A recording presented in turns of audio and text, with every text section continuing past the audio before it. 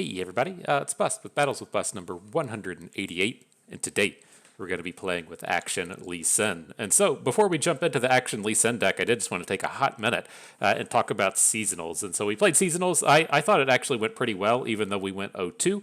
Left me with a lot of things to think about in terms of the meta and moving forward, and I'm all pretty happy there. I know we didn't have a spectacular performance, but it does kind of light the competitive fire under your ass a little bit, if you will. At least it does for me. And so it has me kind of thinking of two separate concepts to kind of moving forward. And the first one is I think it's nice to get qualified. You know, we're still pretty new to the competitive scene here.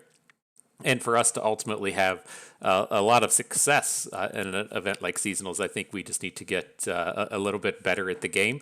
As it kind of stands right now, we're kind of bouncing around like 50 to 100 LP. And I think we probably need to be up in that space to where we're in the 200 pluses consistently. And that would be somewhere where I just need to get in more reps and get more practice in. I feel like with a bit of work, we could get into that space to where if I was just playing by myself, we could get up close to that top 100 rank kind of mark. I don't really suspect I'll ever have the skill or the know-withal, the wherewithal to be up in that kind of top 20 range, but I think we can probably kind of break into the top 100. But as I get kind of like distracted as in talking in these videos and everything, I think it's pretty reasonable to think we could kind of sit up in the top 200, top 300 or so. And I kind of need to get myself into that space as to where we're pushing a little bit further ahead just in terms of raw skill. And I think we're getting there. But the second piece with the seasonals, I think we actually had a fairly decent idea in this idea that we're just going to come out and try to play the best set of decks we can against Nami. There's the argument that was fairly bad, giving her, supreme success in this event. But I think we certainly had the opportunities to play against Nami if we wanted to. I didn't do the full count of the Nami decks that made the top cut, but it was probably like 28.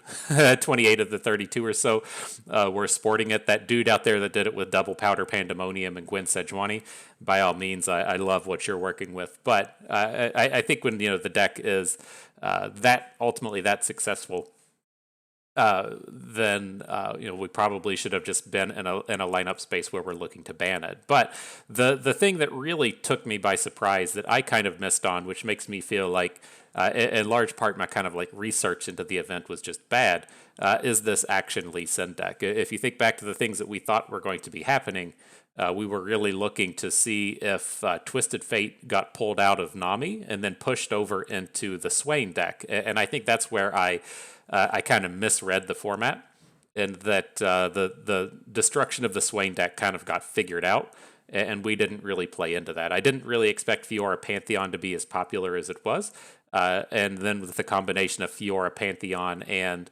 Nami Lee Sin both being quite good against Swain, that did push Swain out of the format. He didn't even have a positive win rate in this format, and so I didn't quite expect that kind of thing to happen. The angles I was expecting was that Twisted Fate would get pulled out of Nami and pushed over into Swain, and then the Nami deck is just going to start playing Lee Sin. And what actually happened in large part, and what makes me say my research probably wasn't just good enough, is that it was extremely, extremely popular to play Nami Twisted Fate, but then play Akshan Lee Sin. And that was the pivot that I feel like we really missed on. I felt like we had a great opportunity to kind of take advantage of this, but this is not what we actually saw. But the reason I'm kind of wanting to take the time to talk about Lee Sin here today is I don't expect he's going away. If we kind of use history as the backdrop of what we're going to be seeing when this new set comes out here in 2 or 3 days, Riot, it's not that Riot missed Nami. They knew Nami was good. They just didn't have the time frame to nerf Nami before the 3.16 patch hit. And what I suspect is about to happen is Nami is going to be hurt to a degree, but I'm curious the amount that you're able to actually kind of come in and nerf Nami and nerf things like Fleet Admiral Shelley to make them less devastating if is going to be quite enough with the other cards that are about to get printed. And so what I kind of think is about to happen is we'll probably see like a nerf Denami. We'll probably see Fleet Admiral Shelley cost like 6 mana or something.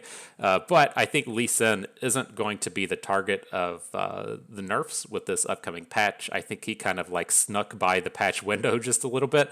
And I think that we're going to be seeing him quite a bit. And the thing that kind of brings some pause to me with him is some of these new cards, the new cultist cards that are being printed, right? We're used to the momentous choice at this point.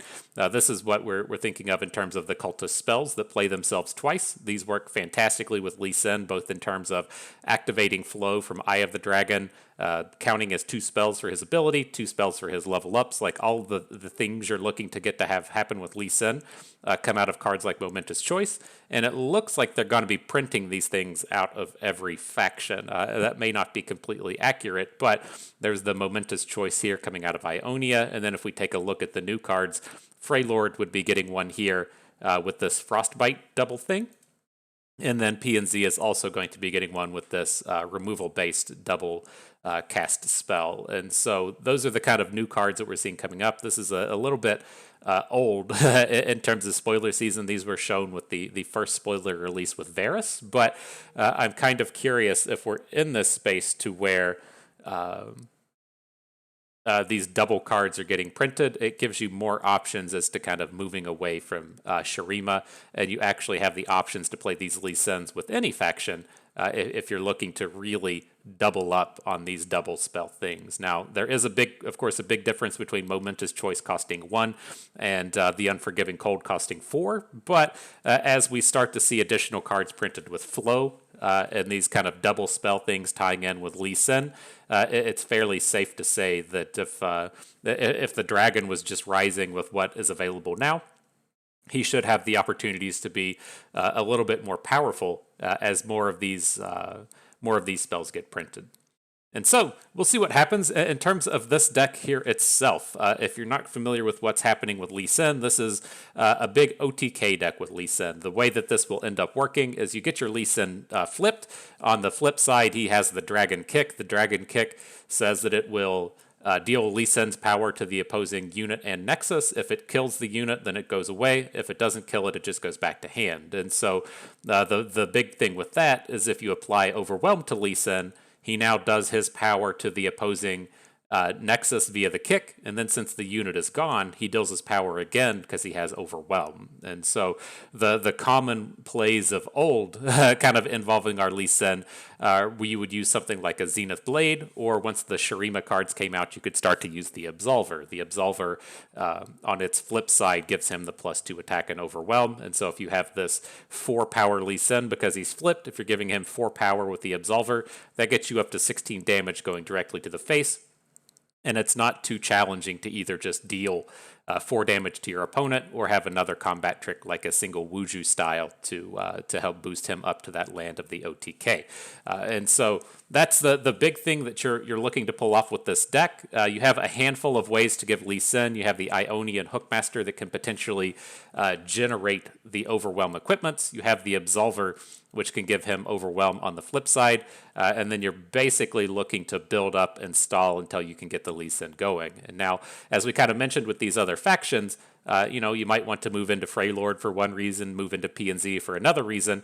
The big thing that you get out of Shurima isn't just the Absolver, right? There's many ways to give Lee Sin Overwhelm. You did it with Zenith Blades in the past. You did it with Mites and Kato of the Arms in the past. There's lots of ways to actually just come out and give the Lee Sin Overwhelm. The double advantage you get out of Lee Sin, though, is through the Akshan. Akshan, just an all-around incredibly powerful champion, just a big value monster throughout the course of the game. But the big thing that Akshan has going for him is that on the Warlord's chest, the level 2 flip, you have the ability to give your champions +2/+2 in Spell Shield. And so to answer that question, how do I get my Lee Sin that 2 extra attack so that he can pull off a full 20 damage OTK? That is the answer, the coming off of the Warlord's Horde. And then just with all of these spells that we have, they all tie in to that Warlord's Horde quite nicely, right? Action wants to see you targeting all of these units. If you're targeting your units twice with the Momentous Choice, or with twice with the Wuju style, or twice with the Sonic Wave and Resonating Strike, it gives us these additional ways to get both Action leveled up and Lee Sin leveled up. And so nice little bits of synergy across the board with these friends. And so that's it. That's the deck we'll be playing today. Uh-oh, Mozilla crashed. We'll just go ahead and get that one out of the way. But you all know what we have to do before the battles begin. We have to go and turn something premium, and I feel like the choice one today is going to be the Ionian Tellstones. And so this says a lot about the decks we like to play, right? The Tellstones not being premium yet. But this is another kind of double duty card, and that it counts as 2 spells. It's double duty in the pay-to-win price, as the front side and the created card are all premium. And that's good. I'm ready to go. I hope you're ready to go too. Let's go ahead and head on into battle. Okay. Not bad. Yeah, it was a little disappointing with the seasonals performance, but I was happy enough with it. We had fun. I felt like it was a good event. It just didn't quite go as nicely as we'd have been hoping for there in the beginning. But here with these and these opening hands, we really want to be finding either Action, or we want to be finding the Vestayan Disciples or the Ionian Hookmasters. So we don't find any of that here. Let's go ahead and just take a full mulligan and see if we can't pick up some of these cheaper plays. Didn't find them, but we did have the Vagabond for turn 3.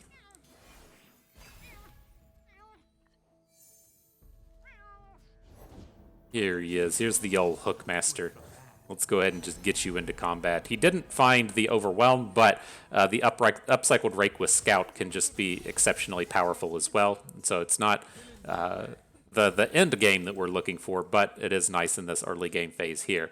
So now the question we're going to have is, do we want to try and get into battle with this Action? As he's playing Ornn, I'm kind of curious if he's also going to be playing Catch, right? Shape Stone would typically be the only spell that we're worried about here, but with the addition of Catch, it worries me a little bit more with this Lee Sin, and so we won't try to combat him down here early. If we had more mana to where we could Momentous Choice and Wuju style, then I would be a little bit more interested in it, but I feel like it's a little greedy here.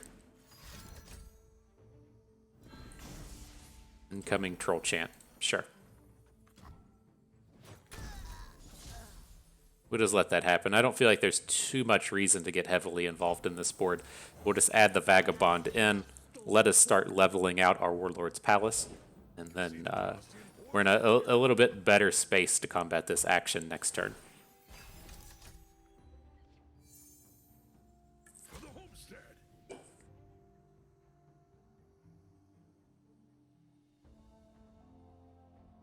This is kind of an interesting spot, right? If you think about this, right, the thing we're worried about on the previous turn is our opponent having a combat trick, and so the 1-mana combat trick would be kind of scary, but whenever you see him just push the sentry in the board and stop and think about it and then pulling back, it makes you really feel like he probably doesn't have a particularly good combat trick here, or at least a stat boosting one, right? He might have another Troll Chant, but I feel like we can probably get into these combats fairly safely now if he's going to kind of advertise like that he doesn't have the trick here to win the combat with Action.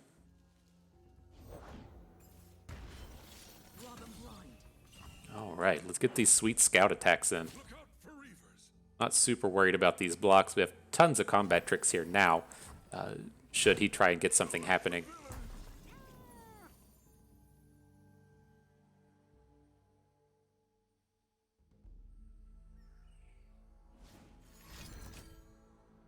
You got it. You're all big now, Action.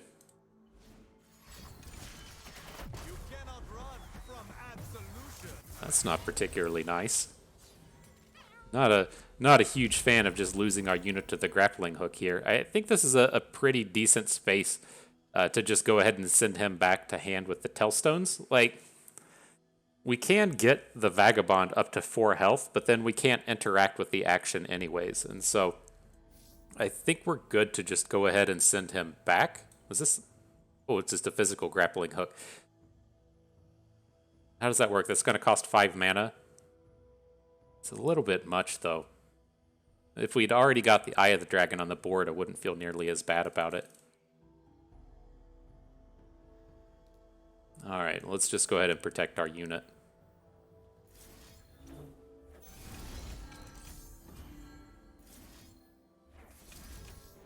Ooh. Give me that Wuju style. Give me that meditate. Okay, so unit survives here. If we really need to protect its health again, we can look to Tellstones into Health Potion and then use the Health Potion to protect our Vagabond. But I don't suspect he's going to get his action into combat here. And then I feel like we should be able to just drop the Eye of the Dragon. Bank up that 1 mana, and then on our next turn, we'll have the Palace pop. Yeah, so we're definitely safe here now.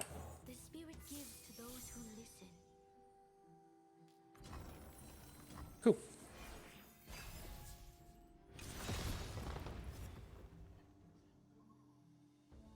So it feels pretty good seeing stuff like if he's going to make a real heavy investment in this buried armory. It gives us a pretty good spot in terms of just trying to, say, send this action back to his hand. So I think that's where we're going to stand here. Is it even worth it, though? We can get, like, so much wider than him after this turn, right? We can add, like, say we can Concussive Palm the action, and then play Relic of Power. That's going to be enough to give us flow. If we add the Vestayan Disciple, we're ready for a big attack next turn. I think this is okay. Let's still go in here and block. If he has like a Rite of Negation or something to cancel our Concussive Palm, then I would like to not take this damage.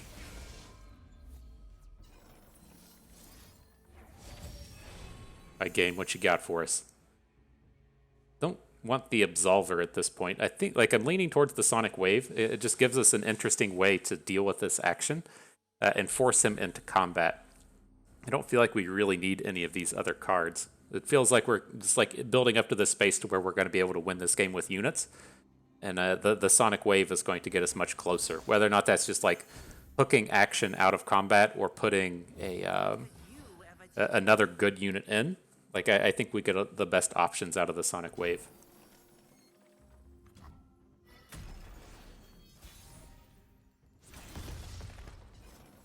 And does he ever block our scout unit? I don't think he does.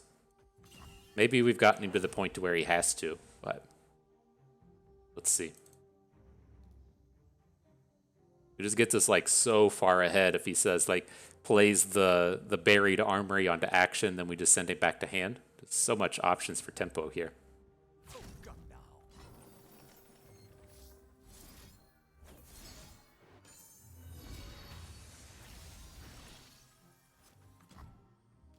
Let's see what happens. I'm suspecting we're going to get a second attack out of this unit this turn, right? Depends on, I guess it depends on how much he like really invests in this action, but feels like we'll get to attack twice with the Vagabond.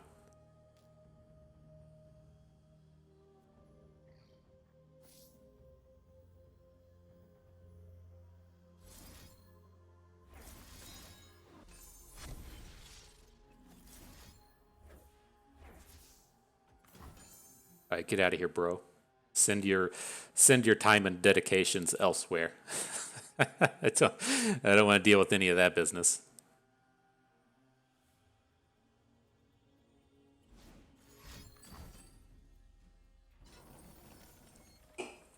All right, so he does have the Rite of Negation. I feel like this is just a decent enough place to stop. This isn't like a super high valued unit that we have on the board. And so having it fall here isn't the end of our day.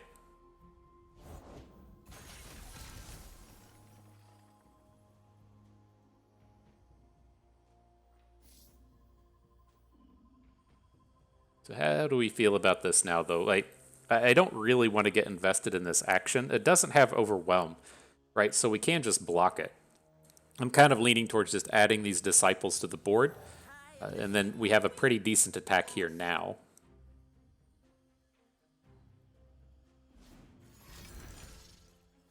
It is a little worrisome that we don't have another like bounce spell for the action, but I think we're okay. The odd spot with this action now as well is if he's going to have 10 attack, that's enough to flip an Ornn.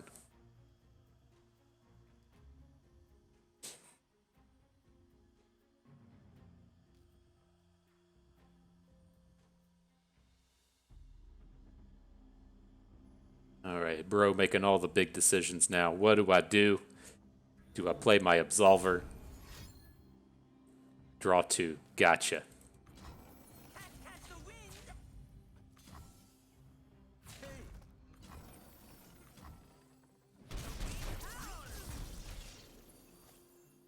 All right, then I'm just going to let the meditate go away. I feel like if we're going to need like good spells next turn, we might need to use the Shimon Winds as a means to get our units back in hand. Pretty choice draw in the Tellstones. We just take this cycle of blocking with the Tail of the Dragon, then coming in and sending out the Homecoming.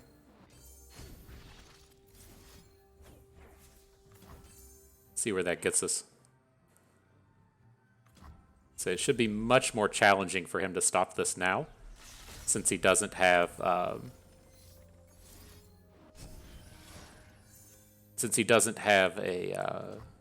more Rite of Negations. Well, Rite of Negations is the only answer. He can play more than one, but felt reasonably safe. The next turn, like, we're just going to be open attacking, right? Let's just add another Vagabond. We should have probably held back on that Disciple. I initially thought that we were just going to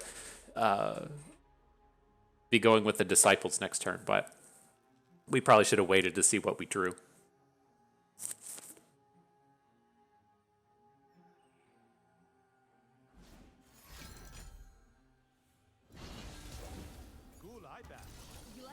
Cool eye patch.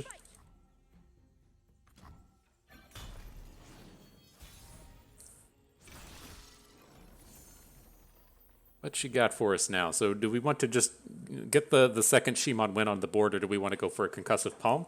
I'm leaning towards just getting the Shimon Wind on the board. It's like, even if we Concussive Palm the action, we're not going to have lethal this turn. So let's just try and buy a little bit more time.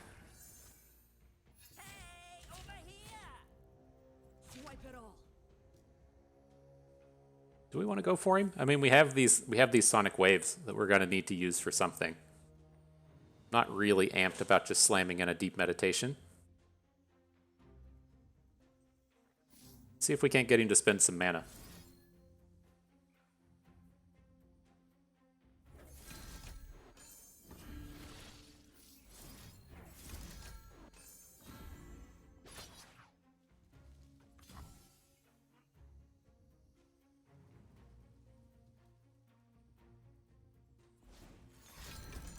Sure. Alright, we got him to take 2. That's a lot, right? We got in for the big damage that round.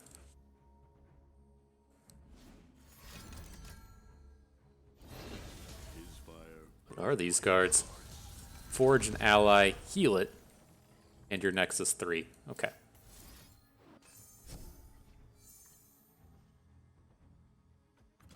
Well, we'll find a Lee Sin at some point, right? He has to turn up at some point this game.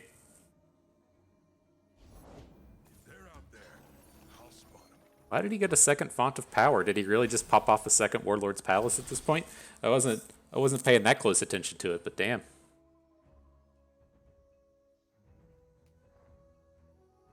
Alright, I think we're okay now that we've picked up the Lee Sin. We don't have the Overwhelm kill, but we can go with the Scout.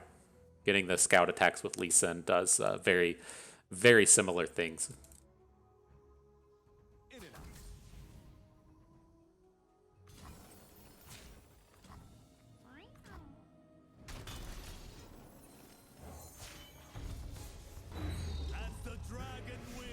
Alright, Lee. You look ready for combat.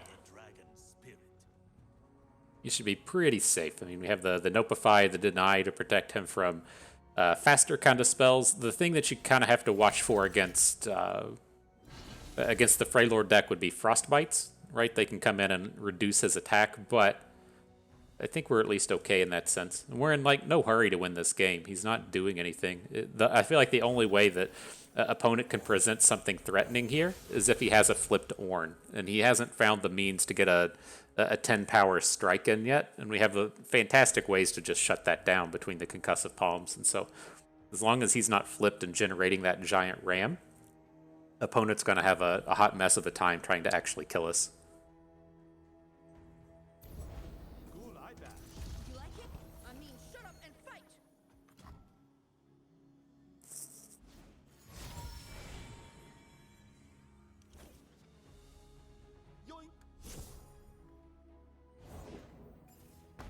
All right, playing a bunch of stuff we don't care about. Cool. Sounds okay. Here's the Absolver for the second piece of this. So we're going to start off with the easy mode here. I'm just going to go with the double momentous choice. It's the cheapest way to do it. It's going to give us the 2 spells he needs for the barrier challenger. It's going to get us up to the 7 damage, so we can try and hit for 14. We'll see where that starts out.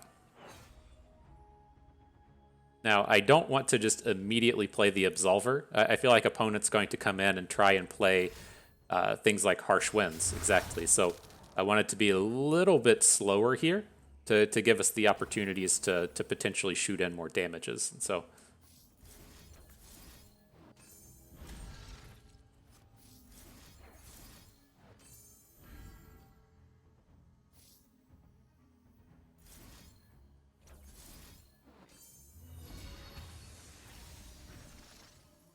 all right, let's try it for 6. This isn't enough to kill the Lee Sin, but this leaves us in a spot to where we can Relic of Power for +1 attack and potentially get another kill.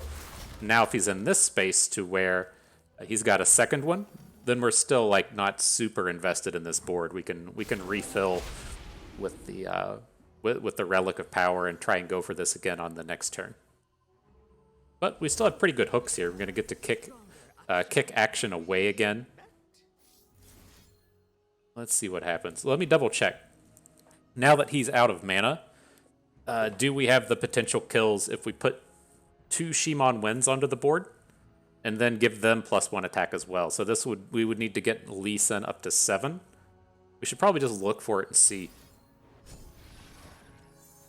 Hill of Ionia is not quite it.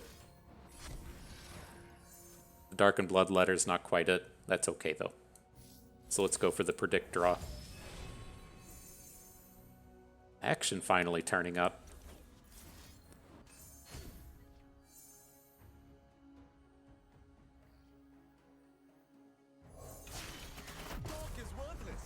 Forgot what it was going to look like to see you, my friend. I forgot.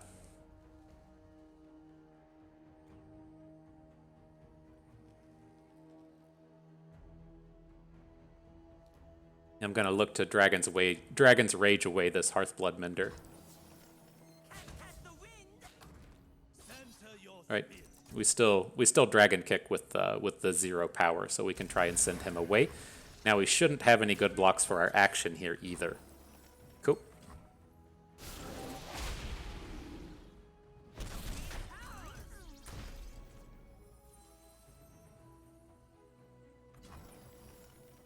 Alright, not bad.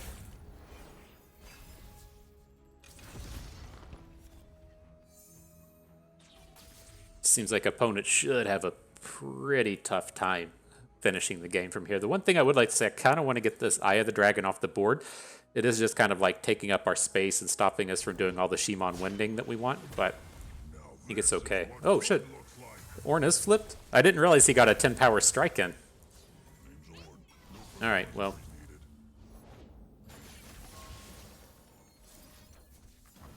That was an interesting Ornn, I guess. the exact reason why we don't have Ornn seeing any play these days. You just get sent right back. Nami says LOL. Check out my stuns, please. Right, not nearly as worried about the action. We can just go ahead and preemptively Concussive Palm in.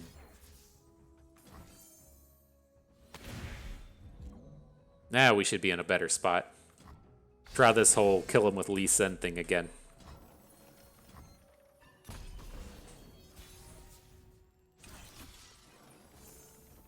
Okay, so let's put Challenger onto Akshan. We'll put the +2 attack onto Lee Sin. Go ahead and start with our kicks.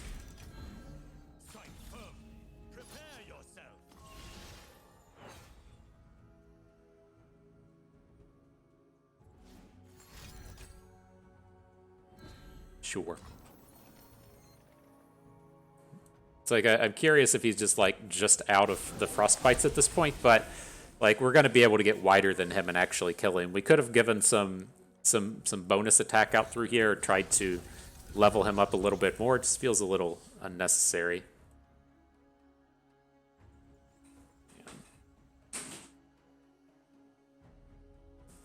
Sometimes you gotta take a break to let the cats come hang out.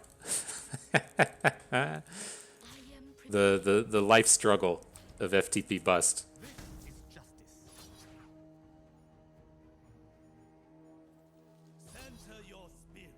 Is that close enough? I think so. I mean, maybe we need to do this, right? Let's just drop the Zolani, kill off this dumb thing we don't want anymore. This should get us a little bit closer. We still have this mana for deny on the next turn, and so I feel a little bit safer just getting this extra source of damage on the board.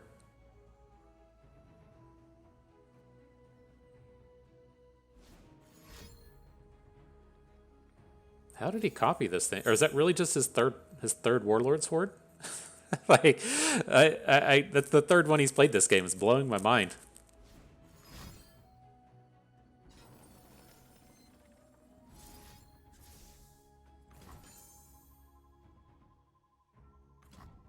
All right, we should be in pretty good shape now.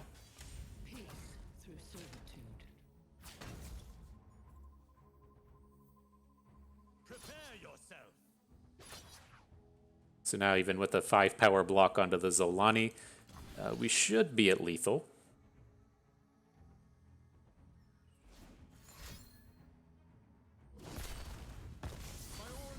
Okay, says we're hitting for 14. All right, that's how you play a 25-minute game right there. Whew. So man, one of the things I did want to kind of bring up about seasonals as we go through a marathon match like that, if you are going to look to play decks like this that can just take actual forever to win a game, the thing that you would kind of struggle with like in-person events at Magic is you would say you're playing your Lee Sin deck, you go and play round 1, you win with like 5 minutes left on the clock, good job, and then you don't have time to do anything after your game, and so you just go chill out for a second and go play the next round. It goes to time. Now you're in round 3, and you're kind of hungry and you kind of need to piss, but you ran out of time, and so you have to decide, do I want to piss or do I want to eat? And you have to say, well, I probably don't want to pee myself, and so I'm going to just go and use the bathroom instead of going to get some food. And so before you know it, you spent like all this brain power and all this mental energy, and you've never like refilled calorically, and it can be quite important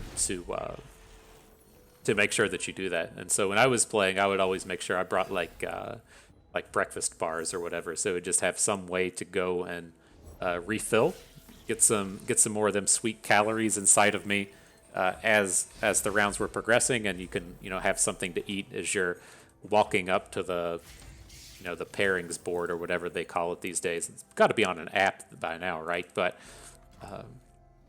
it's always good to have that additional way to eat, because you don't have time to go stand in line and get some kind of shitty piece of pizza.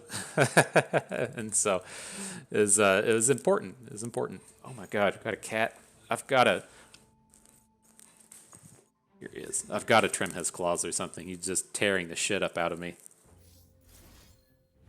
But all right, coming in here, we can't go into the next turn without spending any of our mana, so let's go ahead and just heal up a little bit. We have a bit of protection from things like Nox and Guillotine or whatever if we need it, but I feel much better if we can now just kind of like roll into the next turn being a little bit more protected.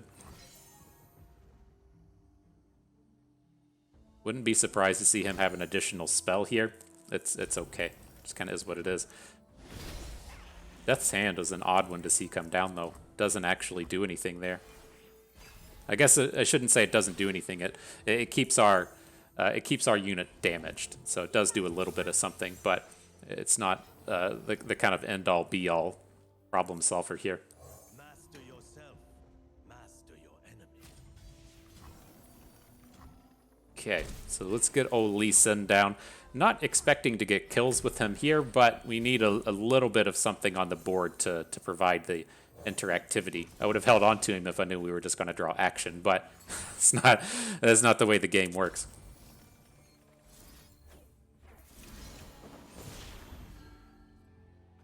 All right, spell number 1. Locked in. I have Nagakaboro, so I was hoping to get a little bit more going here, but that's okay. Wanted to just deny something big. So give an ally challenger. We want that to go onto action.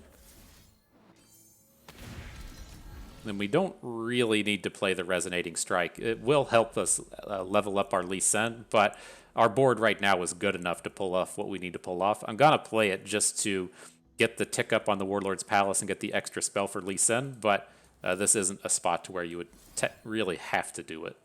And the units we want to take down here, we want to leave the Spider up, get rid of the Elusive, and get rid of the Tentacle. My land, center your spirit.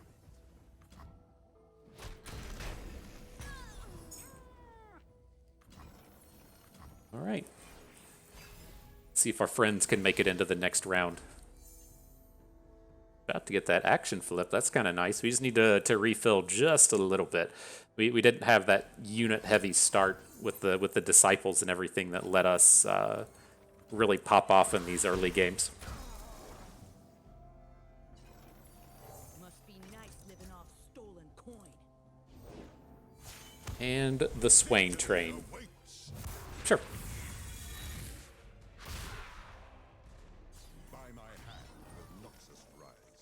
And you can't attack. I guess you can technically attack, but it's not a good one. it's a pretty scary one. All right, so I'm going to predict draw, and then we're going to come in and just kick the Swain away. I'm pretty happy to pick up the Tellstones, I think.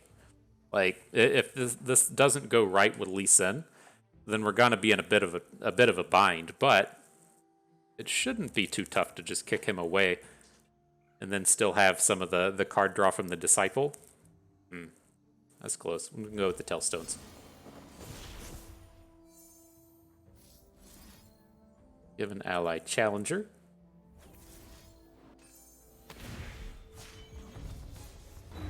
As the dragon will.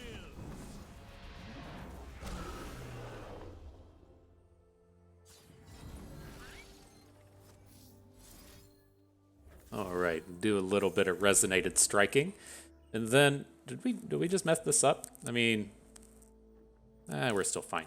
Okay, I was gonna say we maybe wanted to put challenger on the Eye of the Dragon just so that we could get a little bit more damage in this turn, but I don't think we're gonna need it. Just got him. The dragon kick ready to go. GG. I thank you, dragon.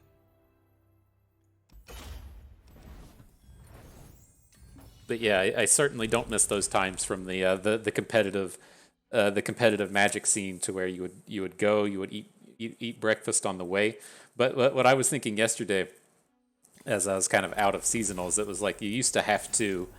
You had a couple ways to do it. When we were like in high school and college and we were poor, we would just drive. And so if you wanted to be at a PTQ at 9 in the morning, then you just you woke up at like 2 in the morning and left. And so you would go and drive like 5-6 hours to Pittsburgh or to for us, it wasn't that bad. Like if we were going to Columbus, it was about 3. Cincinnati was about 3. Lexington was about 3.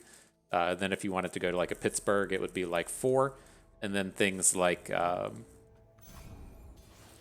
little bit further away, like the Clevelands and the Detroits, would be like 5 to 6 hours. And so they were a little bit worse. But in those days, we would just wake up at 2 or 3 in the morning and drive, go play 7 rounds of Swiss with 3 rounds of Top Cut, get your 12 hours of Magic in, and then just drive home. And then it's tough. I can't do that anymore. But then as we got older, it became a little bit easier in that you could pay for hotel rooms. And so you would get off work, you would drive the 4 hours, go stay in the hotel room, and then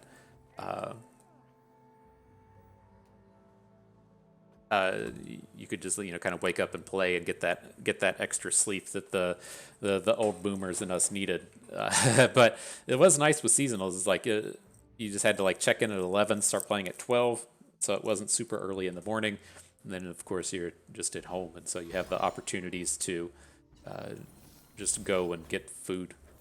It's just such a wonderful opportunity just to go and get food, and so I appreciated that quite a bit.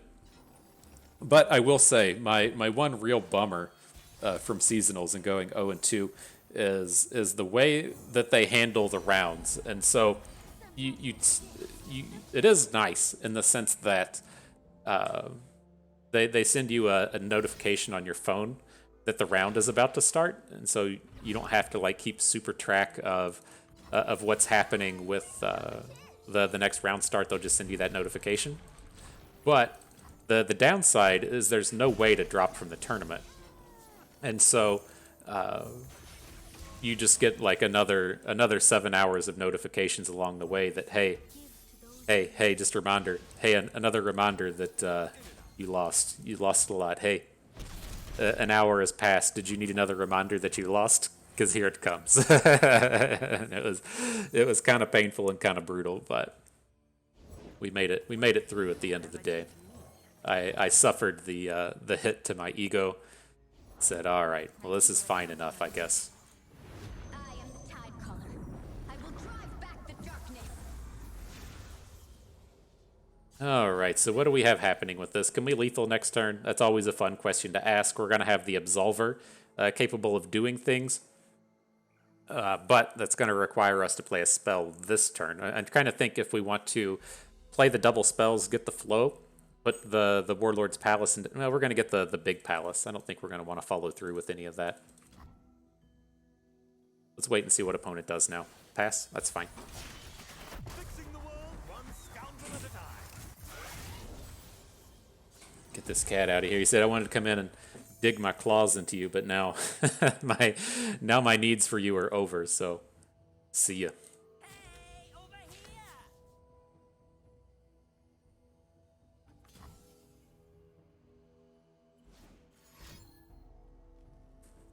So let's see. This is one I'm not super experienced against these Nami matchups, and so we should probably be Relic of Powering first, but we kind of chose to not go that route, and so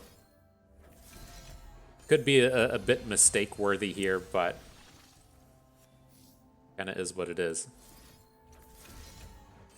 So this won't be enough to protect our unit, but I do want to get the additional spell for our Warlord's Horde, for our flows. I want to keep these things going.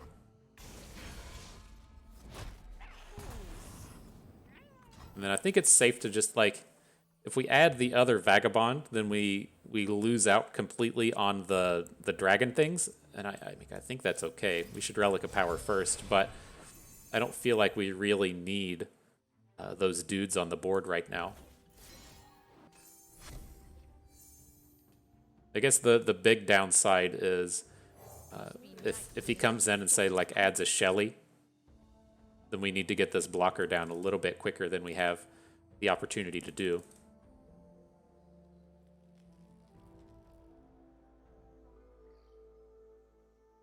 Just so so weird with the Nami deck. Like, I was feeling so good in one of our matchups in seasonals. Well, I guess it was the only time we played Nami, but it was like we'd killed off one or two Namis. We had them shut down with absolutely nothing on board.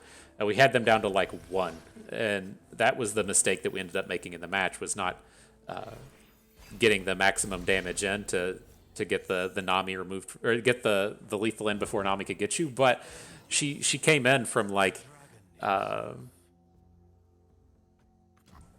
18-0 just with absolutely nothing on the board. It's just like, oh, that stuff is so insane and frustrating.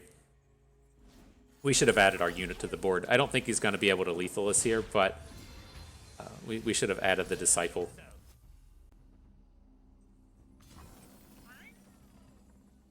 And no real reason to get heavily involved with this Lee Sin. He's just going to he's just going to pick up the barrier should we come in and start dropping spells on him. And so I think it's okay just to let that combat finish. He doesn't have the lethal anyways. Now we got to kind of figure out how do we win this game from this point. The Ruthless Predator is a way to deal 2. And so, I mean, we can go all in on this next attack if we want to say 4 from the Absolver, 6 from the Tellstones, 7 from the Rake. We get up to 10 through the Vagabond, and so we're just short on damage. I think I'm going to Rake and see where this starts us off. He does still have the Shimon Wind in hand to come in and block the Disciple, but I'd like to think we may be able to get a Scout attack in, draw a card, and then come in somewhere else to try and pick up the lethals. And we do have access to grant all enemies vulnerable and pick up a new dude, which we could potentially try and use for a lethal next turn, but it's a little scary trying to pull that off. Again, I expect we're just going to get a trade on a Shimon Wind here.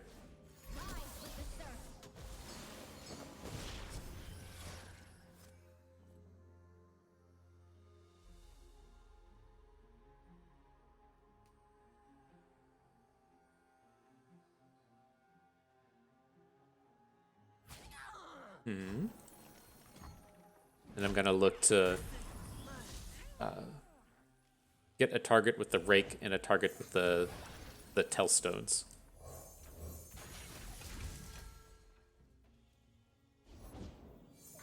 See if we can't get ourselves into the OTK zone.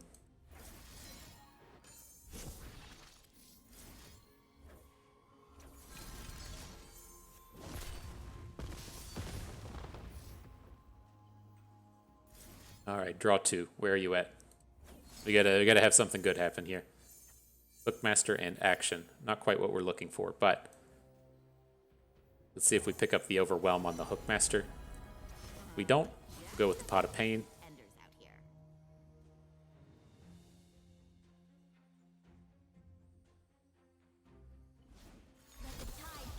Uh-oh. Oh, he does. I was like, are you just naturally playing Health Potion? No, it came off the Burblefish. This game should just be done, but I don't need rules to know good from we'll see if we can't put him in a bind.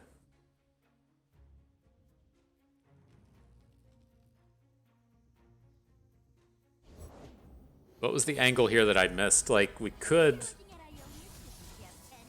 No, we don't have the targets to pop the Warlord's Palace. And say we do have some opportunities to draw a couple extra cards here, but I think we're just short on everything.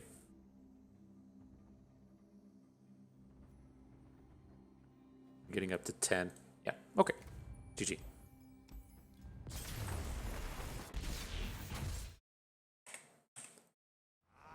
evil never plays fair. It's tough. Needed a little bit more interactivity in that early game. Just we passed like 4 or 5 mana without doing anything there early. Really needed an action or just a dude. Action, of course, would have been nice, but yeah, a dude. Give me a dude, please. Okay, the old Sun Disc. I'm excited. Let's see. These aren't the dudes. Lee Sin, of course, quite powerful against the Sun Disc. They basically just have to have... They can have quicksands to shut down the combo, but they don't actually interact with you fast enough to stop a lot of what you're doing. So You tend to just have a lot of free time to just build up to the Lee Sin combo before that they can both pop the Sun Disc and pop it relevantly.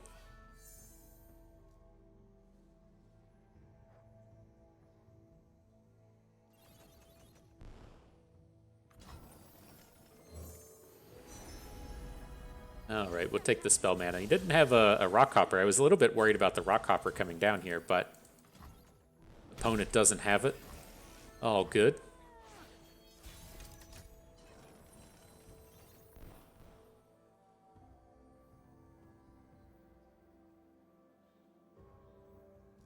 We each hold a world within.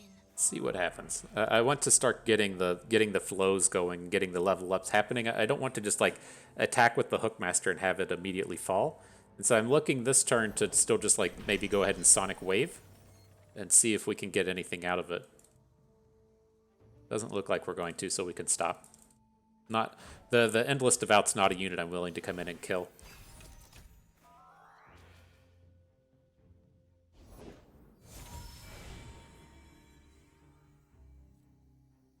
When we look ahead, we know how to prepare. All right, he's still not doing anything relevant. And then we do it's not Will of Ionia, it's Homecoming that lets you just send the Sun Disc back to their hand and restart the countdown. And so we'll have to see if that comes up to be a bit of relevance here. But if he doesn't hit, it's the Homecoming that you can recall the landmark with. So if he doesn't hit the dude that lets him... if we don't hit the dude that lets him... You're up, chum bucket. spell shield all of his landmarks, then we can potentially take something down there. Now this might be a little much. The opportunities here with the it can be good to keep the units on the opposing board, right? The damage isn't something that I'm super worried about, but they have the opportunities to like play Roiling Sands, right? And if you just keep their board full, they can't add things like Roiling Sands to the board. And so there's a very real chance we should have just left his unit on the board, because like what did we really add here? We didn't add too much. We need to start like popping off some spells to try and get ahead, but we didn't add like we could have probably just kept this Roiling Sands off of the board. And so that was one of the strategies against the Sun Disc, was just to not play cards, right? Keep their board full. All right, we have to start playing something though. I'm leaning towards looking at a Weight of Judgment, but it's not like super promising on this board. I mean, I guess if we really want, we could look to send the Sun Disc back to his hand. Right, he would be able to immediate replay it, but it's going to have like 5 more ticks up on it, and it's just going to take forever for that to come back down. So if we're going to look to take an angle like that, what if we say Concussive Palm of this Endless Devout, and then go for the Tellstones into Homecoming, return the Concussive Palm to our hand, send the Sun Disc back, and then I think we'll just have so much time from this point forward. The dragon binds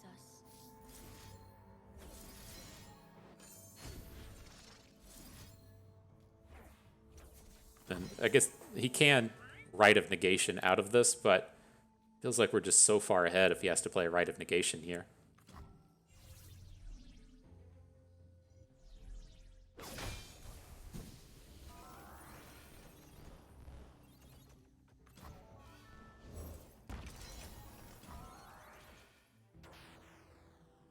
All right. There's the Soothsayer. Whoops. Sprinkle a little bit of salt on that. just a little late to the party, Soothsayer. A little late to the party. You are not welcome. Took it fair and square.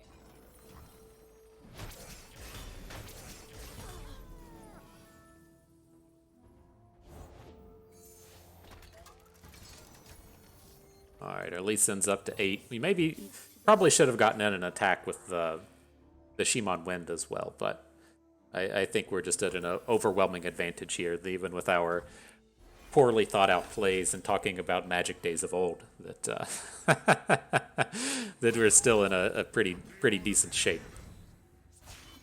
Tell the people what you have seen today. All right, so the way I'm looking at this now is our Lee Sin is up. We're playing Lee Sin this turn, and we're gonna play a couple more spells. We're gonna go for the kill next turn, and so as long as we're just not dying here, I think that's all that really matters. So we can do something like this, take 6. I don't really want him to be losing units here, but take 8. All right.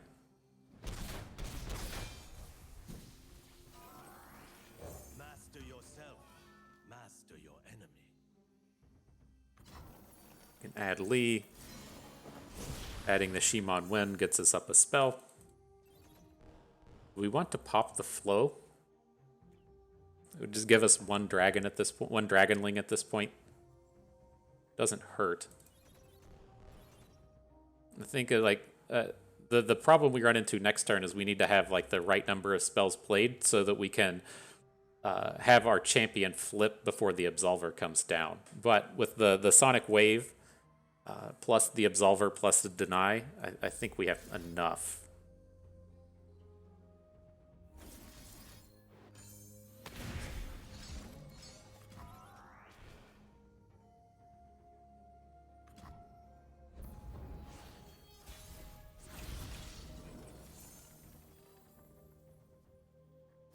All right, give a challenger. Sure.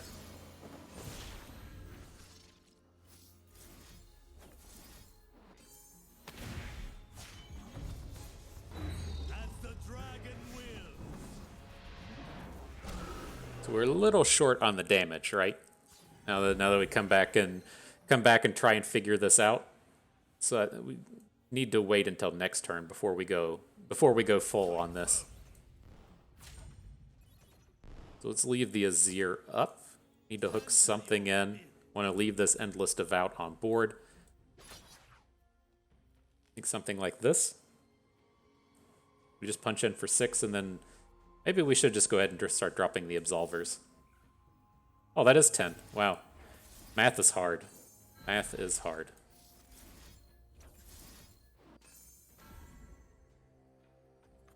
All right, let's try that.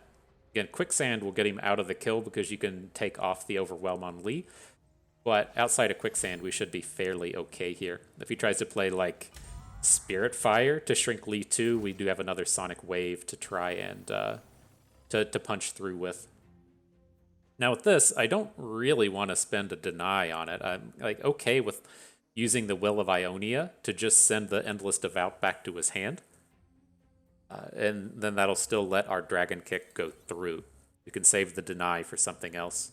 Maybe we do need the Will of Ionia for, well, it's still,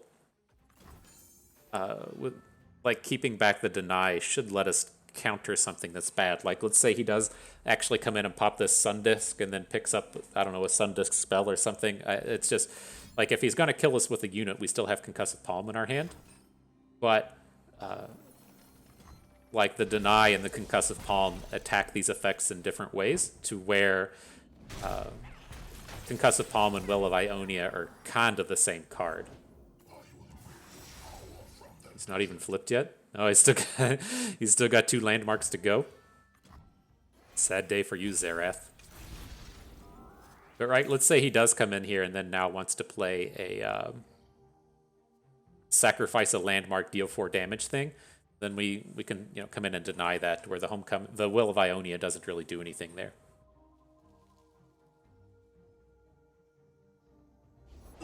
Arda's gonna make a meal of them.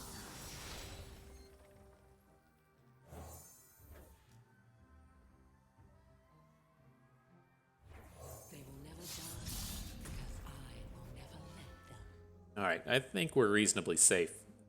He's going to have to make a little bit bigger investment in this, in trying to kill our Lee Sin here. And so we should be able to see, is he just going to spend a bunch of mana And then do we want to either just play 2 spells with the Sonic Wave or Concussive Palm the Merciless Hunter out? Either one I'm kind of fine with, but right, he doesn't have enough mana or enough attack right now to kill our Lee Sin.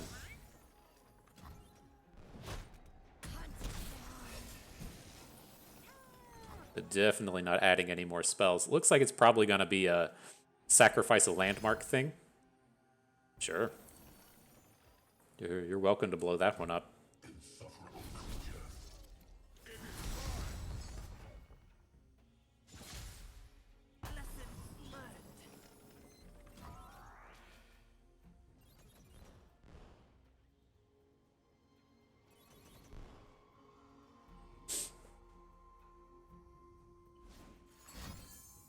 An ancient hourglass. I mean, we do have a deny. Like, this is gonna pop, flip the Zerath, and just hit an Eye of the Dragon. I just don't care.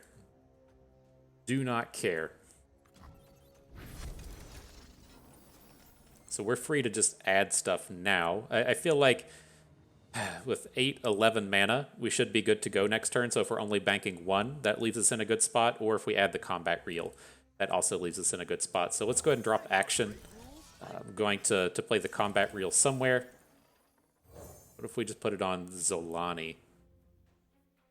Oh, I guess it's a lot closer to a Dragon Kick kill. Alright. So Zerath comes back in. He's going to shoot our little dude we don't care about. I shouldn't say we don't care about you, Eye of the Dragon. I care about you a whole lot, but you're not a priority on our board right now. Oh man, I forgot about this stuff. Did we get to watch the movie? I used to complain about this all the time, but man, it's been a while since we've seen the movie.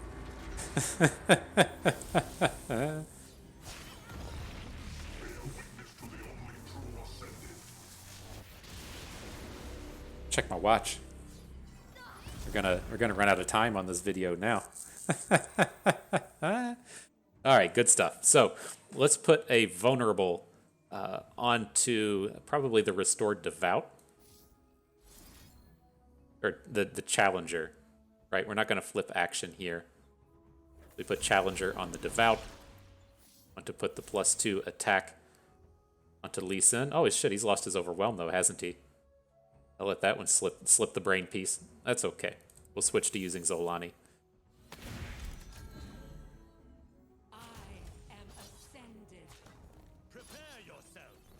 Give it one of these. So a quicksand would be moderately annoying, but I think we've kind of done the work we need to here. Draw 2, okay. And got him. All right. Mark it a W. And so that's where we're going to call the gameplay today. As I look at the timer, we're at the hour-long mark. Who knows how long the next game would play? I like to keep these things in an hour, and that Lee Sin deck just takes absolutely forever to play. But you know, it does bring up some interesting points. It's one that I wanted to talk about in terms of our seasonal success. This is, again, not what I was really expecting to pop up. I'm not sure what resources I'm missing, if I needed to look at tournament results or see what the people on Mastering Runeterra are saying on the premium end or whatever. I'm not sure, but it was widely known that that people could move off of Nami Lee Sin, play Nami Twisted Fate, and then move Lee Sin over to action, and we completely missed out on that. And so I think we would have done things a little bit differently in terms of our game planning if we felt like we could be up against action Lee Sin as much as we were. And so that would have been kind of like one point. The other thing was, like, you know, the Fiora Pantheon deck was a lot more powerful than or a lot more common than I expected it to be. And Swain was a lot less common. And so I was okay with that. We were kind of just planning on banning Fiora.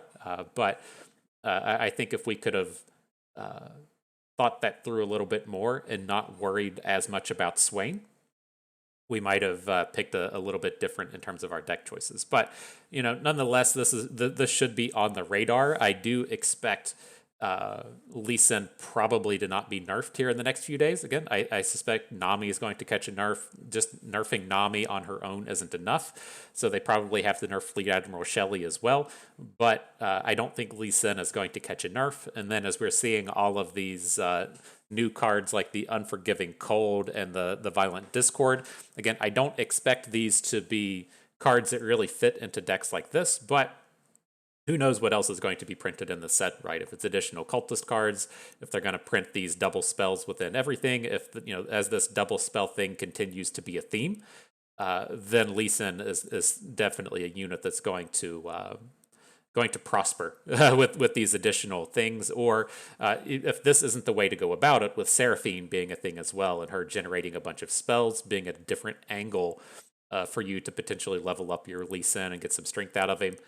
As I think the proper way to think about it is we're entering a very spells heavy set, and what makes these spells, what can take advantage of playing all these spells? It's dude like Lee Sin that says, hey, play a bunch of spells. And so I think it's something to definitely keep in mind as the new set comes out. If you like to play these control decky kind of things, this might be a patch that's very good for you. But for me, these aren't cards I want to play. This was a very painful set of games for me. Did not really enjoy these in any way, shape, or form. I had more enjoyable moments in this video just talking about the days of old than anything happening with this deck. But it's, again, definitely something to keep on your radar. Definitely keep in your mind as you're brewing in the upcoming week that we might be seeing a lot of Lee Sin, and how do you deal with the Ionian presence of all the denies, all of the bounce spells, all of the Lee Sins. And so you'll probably not going to be seeing a format that is very forgiving in terms of playing something like Ornn. Is forgiving the right word? I'm not sure. But as we saw, we played against Ornn earlier, just did not give a fuck about what he was doing. If we're about to move into a meta to where Ionia is the top dog again, then you don't have a lot of place for just big dude decks to do anything. And so that's what I was trying to get at in terms of the upcoming days, is to worry about things like Lee Sin, because he's probably going to be showing up in mass.